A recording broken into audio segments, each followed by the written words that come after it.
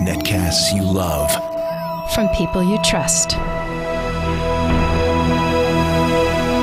This is TWiT. Audio bandwidth for the Daily Giz Wiz is provided by AOL Music and Spinner.com, where you can get free MP3s, exclusive interviews, and more. Video bandwidth for the Daily Giz Wiz is provided by Cashfly at CACHEFLY.com. It's time for the Daily Giz Wiz with Mad's maddest writer, Dick DeBartolo. This is episode 1120 for Friday, June 25th, 2010. Orbitz Soda.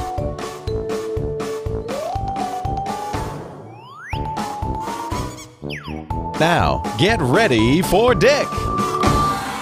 In a darkened chamber of steel and plaster, where gadgets are banished by a heartless master, they stumble and crawl, confused and listless, and no one ever can know their distress of gadgets imprisoned in a gadget tomb, with nothing to do but await their doom in Dick's Gadget Warehouse.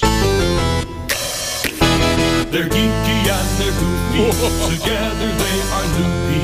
When gadgets pass away, he takes them out to play in Dick's Gadget Warehouse.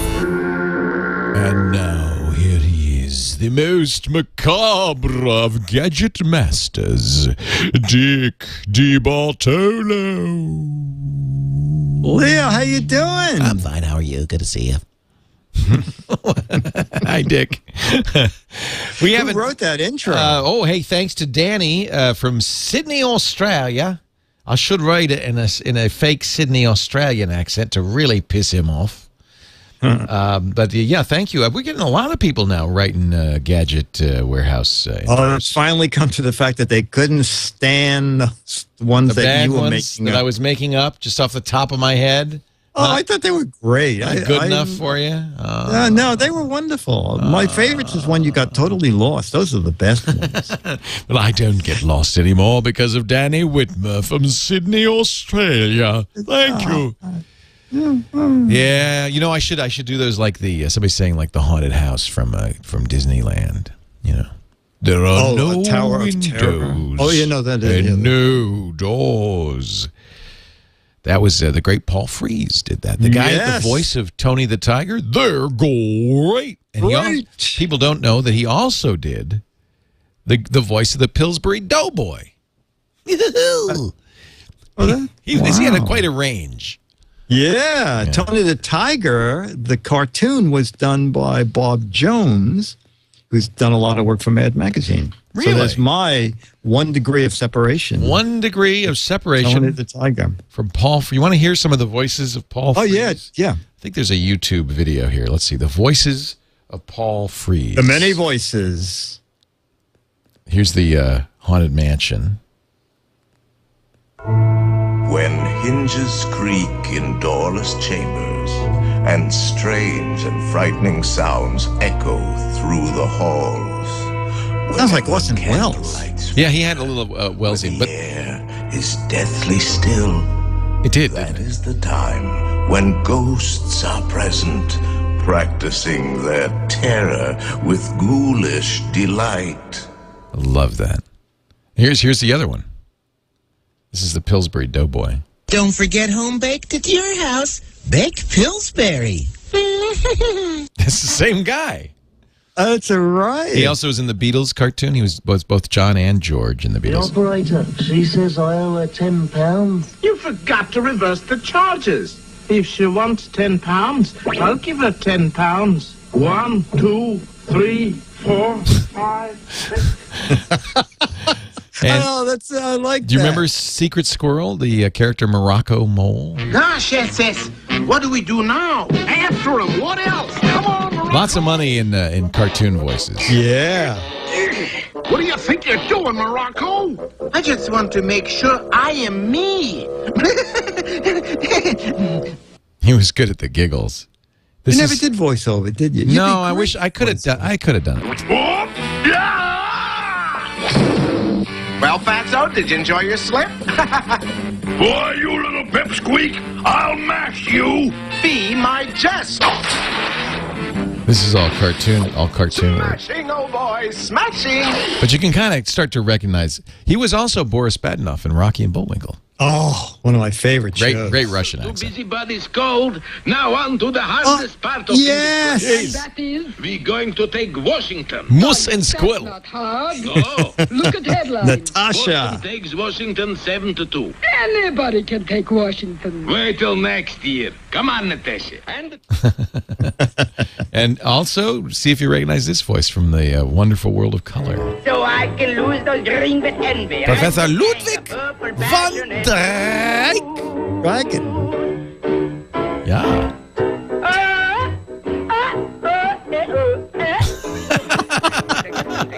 That sounds like a long lost theme we should have. That's Dream Dancer 82 put that together, and it is on YouTube. The Voices of Paul Frees.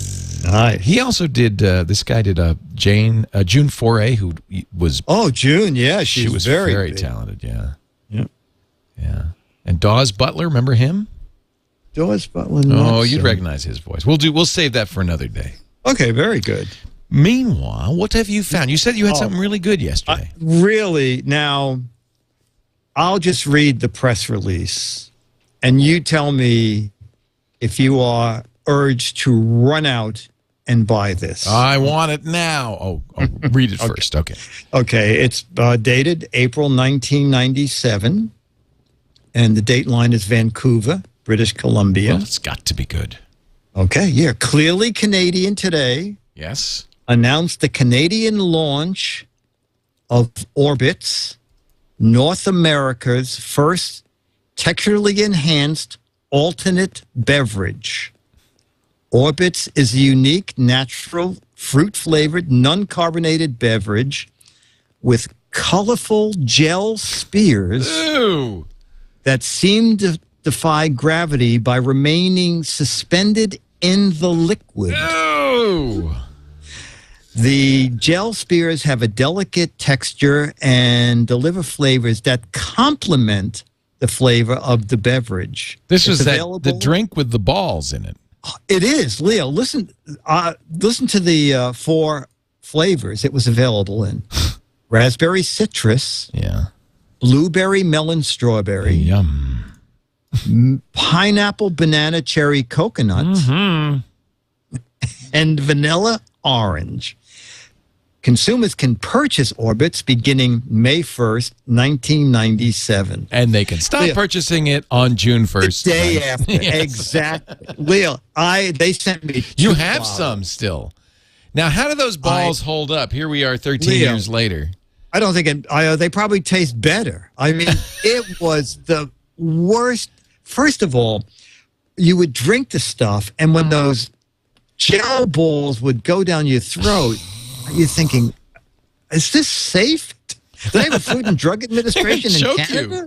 They're going to choke you. It was, this was one of the things that I put it on my desk, and then 2 days later took it to the Gadget warehouse because I thought, there is no chance that people are going to embrace this. And people would just walk in my office and say, oh, my God, what is that? And I said, it's a beverage. What's the point? Really? What's the point of suspending little balls of gunk in your soda? I have no idea. You know what's funny, though? Maybe it's something Canadian, because when I used to go up to Toronto, they used to have something called bubble tea, which was... did it have suspended stuff in it? It did, but it was worse than Orbitz.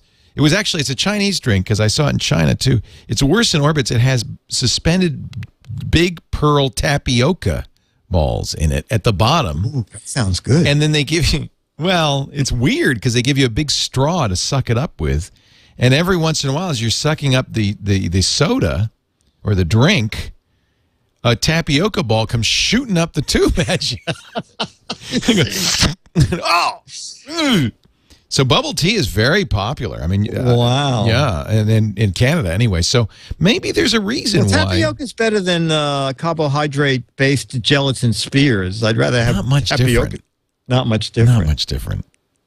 But isn't it funny how when they came into being, they were Orbitz.com, the company? Oh, yeah. Yes. Now it's Orbitz with a Z.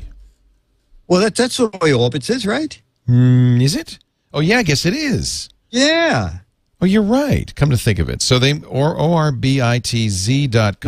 is going to give me the travel site, not the soda pop. No, the only thing I found about I did a web search for this, and it came up as one of the worst 10 beverage ideas in history. It made that list.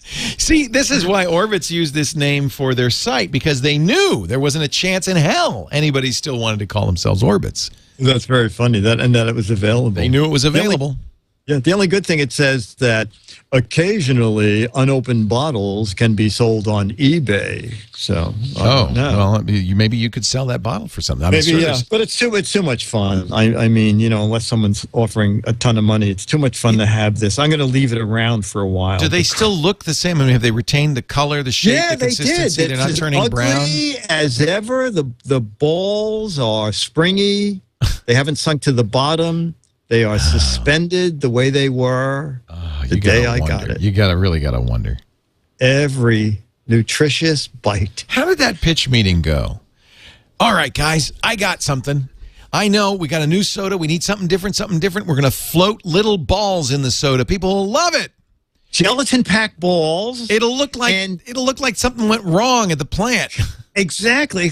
And then we'll have crazy flavors like banana, cherry, pineapple, coconut, spumoni, and then we'll put strawberry, raspberry balls inside. It'll delicious. What's not to love? Explosion in your mouth and a giant pain in your stomach. Do the balls explode? I mean, or do they just go sliding right down? They just go slimy, sliding down. Yeah. You know who would have loved this? They passed on. That was the only thing in the meeting they passed on was slimy sliding balls. They said, nah, it's not going to look good on the label.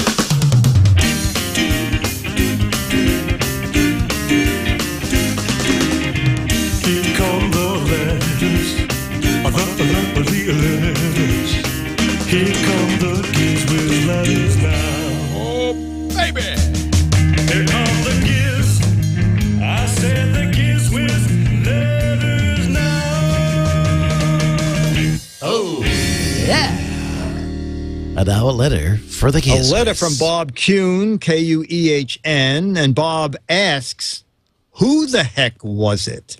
Hey, Dick, I have a favor. A friend of mine is going through some tough times. I wanted to find an audio sample of the old-time radio guy that you and Leo talked about a couple of years ago. Actually, we talked about him also a few months ago. He, in a softer voice, would say things like, is your car no longer working? Oh, yeah. Does your wife make you sleep on the couch? Is everything getting you down? And then in an excited voice, he would say, don't despair, don't fret. And things would go on from there. It was some kind of a bit that went on for a few minutes, but it was kind of funny. Hiya, folks. Say you lost your job today. You say it's 4 a.m. and your kids ain't come home from school yet. You say your wife went out for a corned beef sandwich last week and the corned beef sandwich came back, but she didn't. You say your furniture's out all over the sidewalk, but you can't pay the rent and you got chapped lips and paper cuts and your feet's all swollen up and blistered from pounding the pavement looking for work. Is that what's troubling you, fella?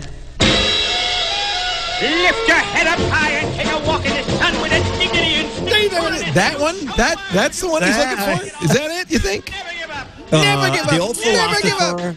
Yep, Eddie Lawrence. Eddie Lawrence. Yep.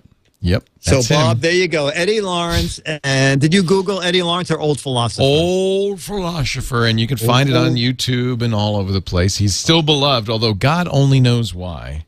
Oh, well, it was a one-act thing, but the first few of them broke me up. Oh yeah, I mean, it was funny. It was, it's funny how fads happen. I mean, look at the guy who was big because of American Idol this year. Pull your pants up guy, or William Hung before that, the guy on American Idol. And these things come and go. There's nothing. 20 years from now, we'll look back and go, huh? But that's just how a fad is. Everybody gets obsessed. But honestly, we're here for the long haul. We're not big and famous. No, I'd almost rather be a quick fad and cash in like in just a few months, and then go to move to the Bahamas or something. Okay, well, that ain't gonna happen. No, it ain't. It ain't gonna happen, and we know that because it hasn't. Would you like people following you everywhere and taking a picture every second of the day? Never give up. Never give up. At conferences. Conferences. It does happen at conferences. People know me and they say hi. Well, like in Petaluma. Nobody, No, I walk down the street in my shorts and I get a few wolf whistles, but nobody knows who I am. Okay. Yeah. Nice legs, buddy. Or sometimes, occasionally people say, oh, you look like you could be a movie star or maybe a podcast, Are those drunks still roaming the streets? Yes, they are. Dick, it's been a fun week.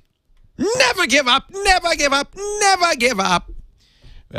Is that what's bothering you, Bunky? But we will see you on Monday. Brand new week. Enjoy. Have a great weekend.